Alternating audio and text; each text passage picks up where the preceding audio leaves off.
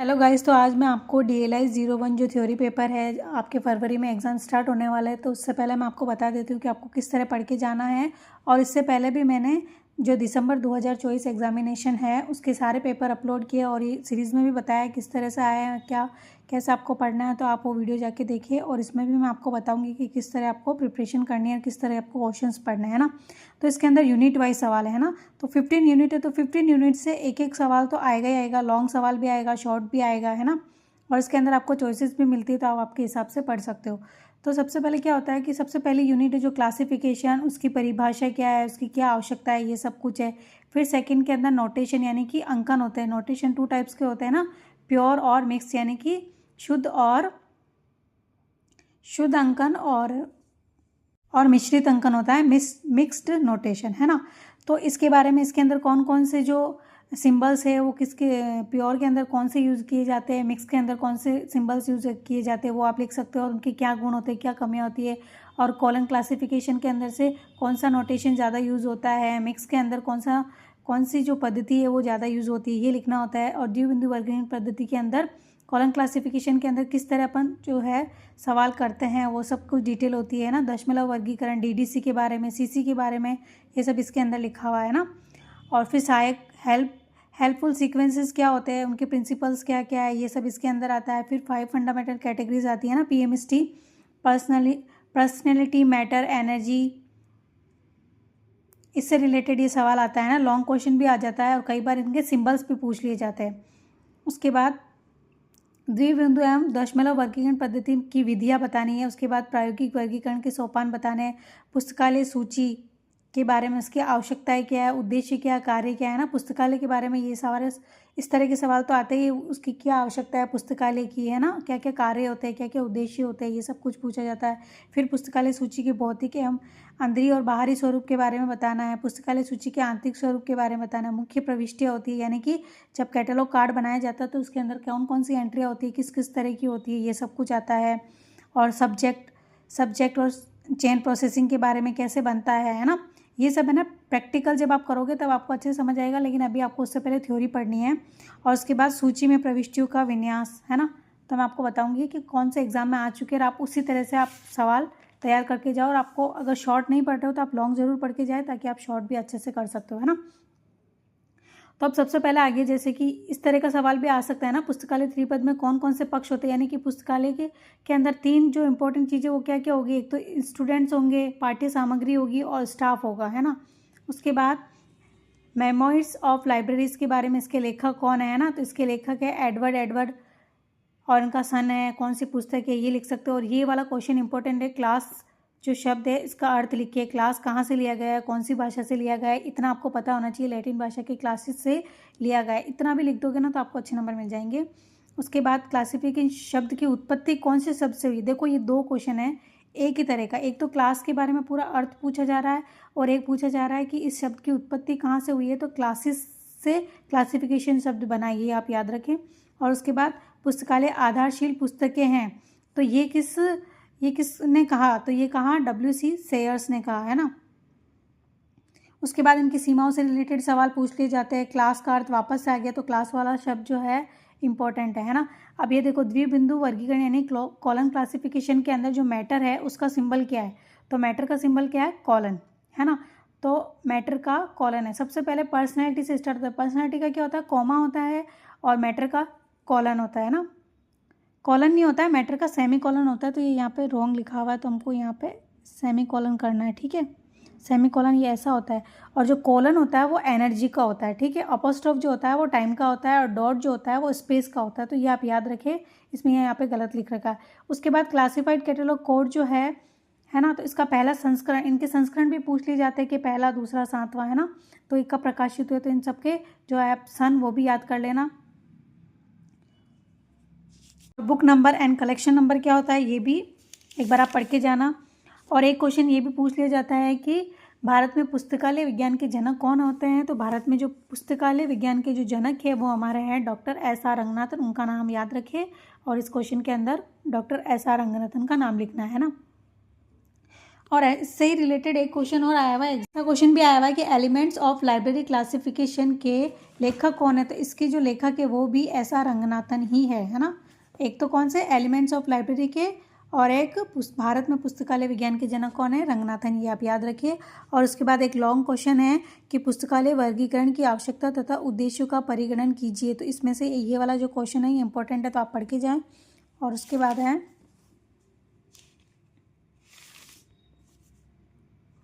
उसके बाद नोटेशन वाला जो है, नोटेशन देखो ये पूरा जो नोटेशन है ना, ये जैसे मैं आपको एक लॉन्ग क्वेश्चन बता देती हूँ, जैसे कि ये पूरा नोटेशन है, ठीक है। तो अब इसमें सिर्फ आप एक ये पढ़ लो। अब अगर आपके पास इतना टाइम नहीं है ये सब पढ़ने का, तो आप सबसे पहले ये नोटेशन वाला एक लॉन्ग क्वेश्चन पढ़ लो। इसके अंदर क्या है, नोटेशन 2 टाइप्स के होते हैं, प्योर और मिक्स्ड, है ना, शुद्ध और मिश्रित अंकन। उसके बाद शुद्ध अंकन क्या होते हैं, जब एक ही प्रकार के प्रतीक चिन्हों का यूज किया जाता है तो वो क्या होते हैं, प्योर नोटेशन होते हैं। और इसमें कहाँ से कहाँ तक सिंबल होते हैं, 0 से 9 होते हैं, A से Z होता है, बाकी आप ये डिटेल पढ़ लेना। और उसके बाद मिक्स नोटेशन क्या होता है, इसके अंदर एक से ज़्यादा जो सिंबल्स होते हैं उनका उपयोग किया जाता है। इसमें एक ही प्रकार के होते हैं, इसमें एक से ज़्यादा सिंबल्स का यूज़ होता है, वो मिक्स नोटेशन होते हैं। और कौन कौन से, Roman letter, Indo Arabic letter, Greek अक्षर, ये सब यूज़ किए जाते हैं ना। और H. ब्लिस ने कहा है कि इसके अंदर मिश्रित अंकन जो है शुद्ध अंकन का आधार सीमित है। यानी कि अब देखो इसके अंदर क्या है कि कौन सी दशमलव पद्धति में यूज़ की जाती है और कौन सी सीसी के अंदर यूज़ की जाती है। एक पॉइंट ये याद कर लें, है ना। तो ये वाला आपने एक सवाल याद कर लिया, तो ये शॉर्ट तो आपके वैसे ही क्लियर हो गए, है ना। तो ये भी पूछ रहा है कि इसका आशय क्या है, इसके अंदर वही डेफिनेशन लिखोगे जो आपने पीछे पढ़ी, ठीक है। और इसके अंदर भी डेफिनेशन ही लिखोगे। और 2 प्रकार पूछते तो हमको पता है, प्योर और मिक्स नोटेशन, है ना। और एक ये वाला क्वेश्चन भी पढ़ना, सापेक्ष अनुक्रमणिका क्या होती है, जिसमें एक ही विषय के विभिन्न पहलू, यानी कि एक ही सब्जेक्ट के बारे में बहुत सारी चीज़ें होती है, जगह जगह पर बिखरी होती है, विषय या पद के नाम से नीचे एक स्थान पर एकत्रित होती है और व्यवस्थित की जाती है, वो होती है सापेक्षिक अनुक्रमणिका, है ना। और क्रमिक अंक से आप क्या समझते हैं, क्रमिक क्या होता है, गणित में क्रमचय की संकल्पना को सूक्ष्म रूप से विभिन्न अर्थों में वस्तुओं या मूल्यों से अंकों को क्रमबद्ध रूप से पुनः व्यवस्थित करना क्रमिक अंक कहलाता है। ये भी एक बार पढ़ लेना। बाकी ये पूरा अंकन से रिलेटेड जितना भी है, आपने एक क्वेश्चन ये पढ़ लिया तो आपका पूरा कवर हो गया ये पूरा, है ना। उसके बाद क्या होता है, द्विबिंदु वर्गीकरण पद्धति का 7वां संस्करण, ये क्वेश्चन भी एग्जाम में आ चुका है, तो आप इसको पढ़ लेना। 7वां संस्करण कब प्रकाशित हुआ, तो 1987 में ना। संस्करण सारे पढ़ लेना आप। उसके बाद ये नोटेशन के अंदर पूरी डिटेल है ना। इसके अंदर आप एक ये चीज़ भी पढ़ लेना कि गुण भी पढ़ लेना, है ना। अंकन के गुण भी पढ़ लेना। गुण में क्या क्या, एक तो ब्रेविटी हो गया और उसकी सिंप्लिसिटी हो गई, है ना, नेमोनिक, सिंथेसिस, एक्सप्रेसिवनेस, रिलेटिविटी, ये आप पढ़ लेना, है ना। अगर आप उनको लिख नहीं पाओ तो ये सिर्फ इनके क्या नाम ही आप उसके अंदर लिख के आ जाओगे तो अच्छे नंबर मिल जाएंगे। उसके बाद है इसके अंदर देखो 6th रीप्रिंट एडिशन के बारे में पूछा है। 6th एडिशन और रीप्रिंट के भी जो है सन वो पूछे जाते, तो आप याद कर लेना। और अब इसमें पूछ रहे कि कॉलम क्लासिफिकेशन का 6th एडिशन है, उसके जो 3 पार्ट, ये भी याद रखना, ये भी पूछ लेते हैं। 3 नाम कौन कौन से, भाग 1 का नाम नियम है, दूसरे का नाम वर्गीकरण की अनुसूचियाँ, है ना, रिलेटिव इंडेक्स, रूल्स, और अध्ययन ग्रंथों एवं धार्मिक ग्रंथों की अनुसूचियाँ। इस तरह के सवाल भी आता है एग्जाम में। और बुक नंबर को परिभाषित कीजिए। बुक नंबर क्या होता है, वर्ड, संख्या, प्रतीकों के सहयोग से बना ऐसा अंकन जो क्लास नंबर को दर्शाता है, ठीक है।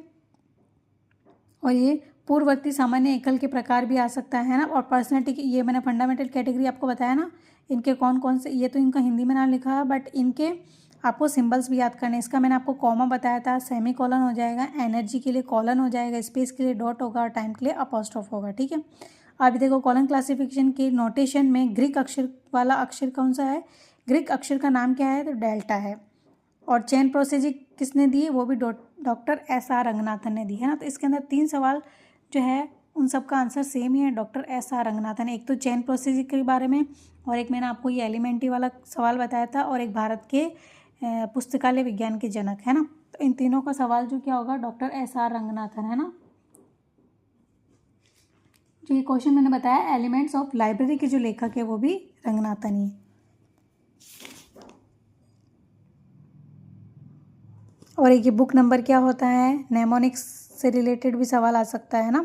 और लाइब्रेरी क्लासिफिकेशन का प्रोलेगमेंट के लेखक भी डॉक्टर S.R. रंगनाथन ही है। तो इससे लेखक से रिलेटेड सवाल आ जाएगा तो रंगनाथन ही आएगा, ठीक है। उसके बाद 5 फंडामेंटल कैटेगरी है, इन्हीं को डिटेल में पढ़ना है। आप डिटेल देखो, ये सवाल है इतना, आपको सिर्फ ये इसके बारे में जानकारी होनी चाहिए, इनका नाम पता होना चाहिए और इनके सिंबल यूज़ होने चाहिए ना, सिंबल पता होने चाहिए। इसका भी आप एक लॉन्ग क्वेश्चन पढ़ लेना, पीछे दे रखा है पूरी डिटेल के अंदर, है ना।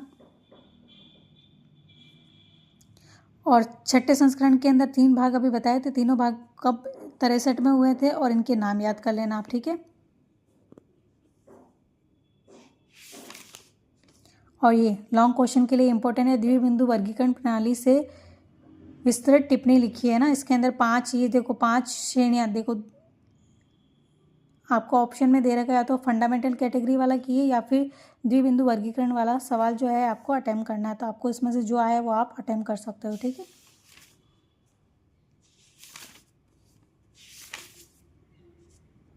और एक कॉमन आइसोलेट से भी कर लेना। कॉमन आइसोलेट भी टू टाइप के होते हैं, एसीआई और पीसीआई। इसके बारे में पूरी डिटेल लिखना है, पीसीआई के अंदर क्या होता है, एसीआई के अंदर क्या होता है ना। उसके बाद वापस से पूछ लिया, ये डेवी डेसिमल क्लासिफिकेशन के अंदर कौन सा संस्करण अज्ञात नाम से प्रकाशित हुआ था, है ना। और अब एक ये क्वेश्चन है कि जो डेवी दशमलव वर्गीकरण है, इसके अंदर तालिका है ना, तो इसके अंदर 7 सारणियाँ कितनी है, 19 संस्करण जो है दशमलव वर्गीकरण का, इसके अंदर 7 सारणियाँ हैं। सारणियाँ अलग है और खंड अलग है, ठीक है। 19वें संस्करण के अंदर, 19वें संस्करण के अंदर ये 2 क्वेश्चन है जो आपको क्या करेंगे, कंफ्यूज करेंगे। तो आप ये याद रखना, खंड अलग होते हैं, 3 खंड, और वो सीसी वाले खंड अलग थे, ठीक है। और ये इसके दशमलव वाले खंड अलग है। तो इसके अंदर ये 3 है, भूमिका सारणियाँ, अनुसूचियाँ, सापेक्षिक अनुक्रमण, है ना, इंट्रोडक्शन टेबल, शेड्यूल और रिलेटिव। तो इस दोनों क्वेश्चन के अंदर आप कन्फ्यूजन ना हो। और इसके अंदर आपसे सवाल ये पूछा जाता है, कोई सी भी एक टेबल, कभी 7वीं टेबल का नाम पूछ लेते हैं, कभी। तो इस टेबल में तालिका 2 का नाम भी पूछ रखा है, देखो 7 पूछ रखा है, फिर 2 का नाम क्या है ना। ऐसे ही 5 का नाम क्या है, 1 का नाम क्या है। तो ये सवाल इम्पोर्टेंट है। तो मैं आपको इसमें सारी जो टेबल्स है उनके नाम बता देती हूँ। ये देखो सारी जो टेबल्स है इनके नाम है। तो फर्स्ट, ये लाइन से ही याद करनी है ना, फर्स्ट है तो फर्स्ट ही है, सेकंड है तो सेकंड, थर्ड, 4, 5, है ना। तो फर्स्ट का नाम है स्टैंडर्ड सब डिवीज़न, सेकंड का geographical sub division individual literature sub division, individual languages, racial, ethnical, national group और लैंग्वेजेस एंड पर्सन, है ना। तो ये 7 जो नाम है टेबल के, आप लाइन से याद कर लेना। इससे रिलेटेड एक क्वेश्चन पूछ सकता है, कभी 5वां नंबर पूछ रहा है, तो कभी 6ठा, तो कभी 7वां, है ना।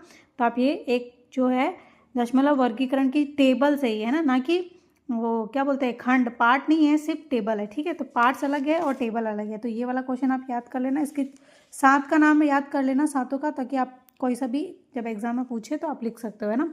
और ALA का फुल फॉर्म याद कर लेना, अमेरिकन लाइब्रेरी एसोसिएशन, ठीक है। और दशमलव वर्गीकरण से रिलेटेड एक लॉन्ग क्वेश्चन पढ़ लेना, एग्जाम में आता है। ये आ रखा है, डेवी दशमलव वर्गीकरण का नोट लिखिए या फिर इस पर संक्षिप्त टिप्पणी दीजिए, उल्लेख कीजिए इसकी विशेषताओं का, है ना। तो ये देखो इसके अंदर सबसे पहले तो इसके कितने खंड थे, कौन सा कब कब प्रकाशित हुआ, वो सब पढ़ लेना, वो सारी डिटेल लिखनी है। और इसके 3 खंड कौन कौन से है ना, टेबल्स के नाम। और उसके बाद संस्करण में ये 3 खंड है और टेबल के नाम लिख देना, है ना। लॉन्ग क्वेश्चन आ जाए तो ये सारी डिटेल आप इसके अंदर लिख दोगे तो भी आपको अच्छे नंबर मिल जाएंगे। उसके बाद ये भी इंपॉर्टेंट है, कालक्रम की उत्तरता के सिद्धांत के बारे में, है ना, principle of letter in time. और ये विकास वाला, है ना, विकास क्रम में उत्तरता का सिद्धांत और कालक्रम दोनों में से पूछा जाता है। और हेल्पफुल सीक्वेंस क्या होता है, सहायक अनुक्रम का अर्थ विभिन्न वर्गों, उपवर्गों तथा शाखाओं, उपशाखाओं आदि को ऐसे अनुक्रम में व्यवस्थित करना जो पाठकों के लिए सहायक होता है ना। तो ये सारे जो सवाल जो मैं आपको बता रही हूँ, ये सारे एग्जाम में आ चुके हैं और इसी टाइप के आते हैं। तो आप इनको तो जरूर पढ़ के जाए, इनमें से आपका डेफिनेटली कोई ना कोई सवाल आएगा ही। और एक फैसेट सिंथेसिस क्या होता है, ये भी आप पढ़ के चले जाएं, है ना। और फेज डिवाइस और फंडामेंटल कैटेगरी के बारे में मैंने बोला ही था, है ना। ये देखो ऐसे टेबल बनाना, सारे इसके सिंबल्स लिख लेना और इसमें क्या क्या होता है, कौन सा कहाँ यूज होता है, और एक ऐसा एग्जाम्पल भी लिख लेना।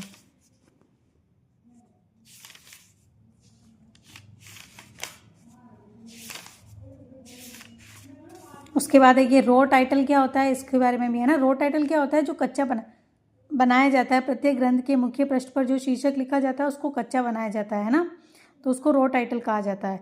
अभी हम सिर्फ थ्योरी पढ़ते हैं, इसलिए हमको जिसने, जैसे कि पहले अगर प्रैक्टिकल एग्जाम होते हैं ना तो हमको थ्योरी आराम से हम उसके अंदर लिख सकते हैं ना, बट पहले क्या होता है, थ्योरी पेपर होता है, इसीलिए फिर बाद में प्रैक्टिकल होता है, तब आपको आसान से ये सब कुछ समझ आ जाएगा कि इसमें क्या हो रहा है। ये सब प्रैक्टिकल पेपर में आपको समझ में आएगा, जैसे कि सीसी क्या है, डीडीसी क्या है ना। और उसके बाद अंतर भी ग्रंथ सूची और पुस्तकालय सूची के अंदर भी पढ़ के जाए, और अल्फ़ाबेटिक सीक्वेंसेस क्या होते हैं, है ना। और इंटर लाइब्रेरी लोन के बारे में भी एग्ज़ाम में पूछा गया है ना, तो आप ये भी पढ़ के जाए। और ये रूल्स फॉर डिक्शनरी कैटलॉग जो लेखक है, इनके लेखक कौन है, तो सीए कट्टर है ना। और देखो जैसे कि मैंने आपको क्लास का जो शब्द है वो कहाँ से लिया गया है, ऐसा सवाल आ चुका है, तो ये इस बार ये आ सकता है कि सूची यानी कैटलॉग से आपका क्या आशय, और ये कौन सी भाषा से लिया गया शब्द है ना। तो अंग्रेजी भाषा में कैटलॉग शब्द का जो है ग्रीक भाषा से लिया गया काटा लोगोस से बना है। काटा का मतलब यहाँ पे क्या होगा, के अनुसार, और लोगोस का क्रम या तर्क के अनुसार है ना। तो अभी इतना पैरा याद कर ले, और ये याद कर ले कि जो क्लास शब्द है वो लैटिन भाषा का है, और कैटलॉग का जो कैटालोगोस है वो ग्रीक शब्द का है ना, ग्रीक भाषा का। भाषा याद कर लेना, और क्लासिस से बना है, और एक काटा लोगोस से बना है, ठीक है, इतना याद कर लेना। और ग्रंथालय सूची के बारे में भी पढ़ के जाए, ग्रंथालय सूची भी आती है। और ये शिव पुलिंद स्वरूप सूची के दोष भी पूछे जाते हैं। सूची संहिता क्या है, अंतर पुस्तकालय आधार प्रदान की परिभाषा क्या है, खोज से क्या अभिप्राय है आपका, है ना। खोज क्या होती है, जिसके अंतर्गत प्रत्येक पाठक द्वारा पाठ्य सामग्री की खोजने की संभावना। और कैटेलॉग कॉर्ड का साइज भी पूछा जाता है ना, 5-3 होता है, और अगर सेंटीमीटर में है तो 12.5 से 7.5 सेंटीमीटर, ठीक है।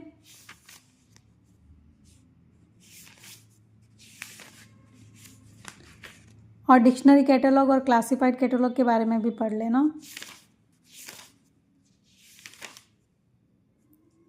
और ये कार्ड कैटलॉग के गुण की विशेषता की विवेचना कीजिए, दोष की विवेचना करनी है ना इसके अंदर। और ऑथर कैटलॉग पर भी नोट पूछा जाता है, और कैटलॉग कार्ड का जो आकार है वो पढ़ के जाए आप। और जो सूची के आंतरिक स्वरूप, सूची का आंतरिक स्वरूप ये भी क्वेश्चन आ चुका है ना, तो इसके अंदर आंतरिक स्वरूप कौन कौन से होते हैं, अल्फ़ाबेटिक कैटलॉग और क्लासिफाइड, ये 2 याद कर लेना आप, 2 तरह के होते हैं। और ओपेक के बारे में भी पढ़ के जाए, ओपेक की फुल फॉर्म भी एग्जाम में पूछी गई है, कंप्यूटर से रिलेटेड है ये, है ना। ऑनलाइन पब्लिक एक्सेस कैटलॉग है, इसके अंदर क्या होता है, आधुनिक स्वरूप में ओपेक सूची सर्वाधिक नवीनतम एवं परिष्कृत स्वरूप पुस्तकालय में उपलब्ध समन्वित यानी इंटीग्रेटेड सॉफ्टवेयर पैकेज से सहायता से पुस्तकों की सूची तैयार की जाती है। यानी कि एक तो कंप्यूटर में ऑनलाइन जो है बुक तैयार की जाती है, एक तरह से ये है ना।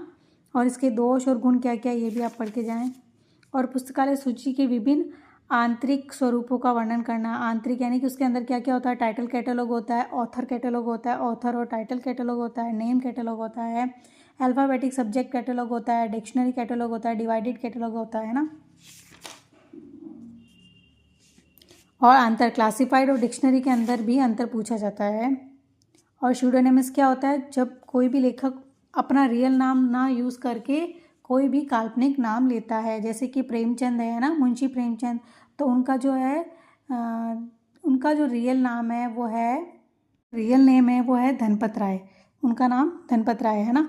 तो वो क्या करते हैं, उन्होंने अपने जो लेखक कहानी में वो अपना नाम क्या बताते हैं, मुंशी प्रेमचंद, यानी कि वो उनका जो नाम है वो क्या है, स्यूडोनेम है, यानी कि उनका काल्पनिक नाम जो है कि वो कविता के नीचे लिखते हैं ना, तो उसको क्या बोलते हैं, काल्पनिक नाम यानी स्यूडोनेम बोलते हैं। और उनका रियल नेम तो कुछ और ही है, वो है धनपत राय, ठीक है। तो इसीलिए ये डेफिनेशन पूछी जाती है कि स्यूडोनेम क्या होता है, जो अपना काल्पनिक नाम ना यूज़ करके कोई दूसरा नाम यूज़ करता है ना, उसको बोलते हैं स्यूडोनिमस। और उसके बाद कोलैबोरेटर भी पूछा गया है, कोलैबोरेटर की परिभाषा पूछी गई है ना, तो आप इसको पढ़ के जाए। कोलैबोरेटर क्या होते हैं, कुछ ऐसे ग्रंथ जिसमें लेखक का नाम नहीं होता है, लेकिन उसके संपादक और संग्राहक द्वारा तैयार की गई जो चीज़ होती है उसी को कोलैबोरेटर कहते हैं। 2 या 2 से अधिक भी होते हैं ना। और ट्रेसिंग सेक्शन के बारे में, और एक इसमें सबसे बड़ा क्वेश्चन जो है इम्पोर्टेंट जो ये पूछा जाएगा वो ये है, लॉन्ग के अंदर मुख्य प्रविष्टि के विभिन्न अनुच्छेदों की व्याख्या कीजिए। मुख्य प्रविष्टि क्या होती है, सबसे पहले तो है ना, ये मेन एंट्री होती है किसी भी पुस्तक की। जब आप प्रैक्टिकल करने जाओगे तो कैटलॉग कार्ड होता है, उसके अंदर कैटलॉग कार्ड कैसे बनता है, उसके अंदर मेन एंट्री कैसे होती है, तब आप समझोगे, है ना। अभी तो आपको थ्योरी के अंदर लिखना है, तो ये तो आपको अभी सिर्फ पढ़ना ही पड़ेगा। तो इसमें जो एंट्रीज भी होती है वो 2 तरह की होती है, तो मेन एंट्री और एक एडिट एंट्री, यानी कि मुख्य प्रविष्टि और सहायक प्रविष्टि। तो सबसे पहले मेन एंट्री की आपको डेफिनेशन लिखनी है, फिर एंट्रीज भी 2 टाइप्स की होती है, मुख्य और सहायक, है ना।